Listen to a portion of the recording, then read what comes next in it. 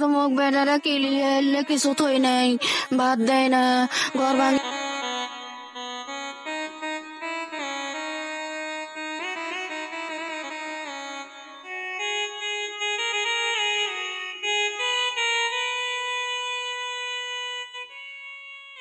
আসসালামু আলাইকুম। ভালো আছেন? এই বাসার ভালো আছেন আপনি? এখন বা কোনো মতে আপনি যে ফলের দোকানত যে দাঁড়িয়ে আছেন কেন? ফলের দোকানত দাঁড়িয়ে আছেন কেন? ভিক্ষে জানবা আপনি কি অসুস্থ? অসুস্থ, মোক বেটারা কিলিয়ে এলে কিছু থই নাই, ভাত দেয় না, ঘর ভাঙিয়ে দিয়েছে, হাটের ভাবনা কোনো মতে না। অটো সরি একটি নামছো, কেউ সার্ভিসে দেয়, কেউ জানা দেয় না। তা আপনার ছেলেরা কোবাইছে কেন? ছেলেরা কোবাইছে, 3টে বিল্ডিং তুলছে, আরো একটা তুলবে, মুই এনে ঘর তুলছে, আমার ছোট্ট একটা দাগ ভাঙিয়ে দিছে, কিলি বাই করে দিয়ে আর একটা তুলবি, মুখে ভাতও দেয় না। চাচা কি মারা গেছে? তাই 20 বছর হইলো মারা গেছে।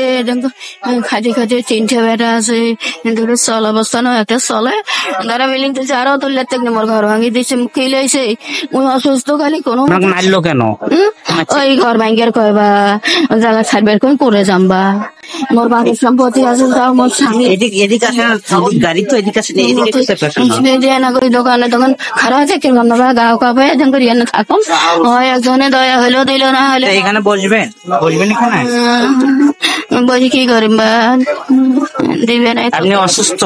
অসুস্থ তো আমাকে কিলেছে না, অসুস্থই তো হাইটার পাও না, তোমার রোদ বিষ কম রোদ বিষ ওইলা নিয়ে অটোর মধ্যে সরি আসি, খালি নামছম, নামে এগুলো দিয়ে এদিন করি খারাপ হয়ে থাকুম, কারো দয়া হলে 1 টাকা দেয়, না হলে নেই, কি খাম। আপনার ওষুধ কেনার টাকা লাগবে?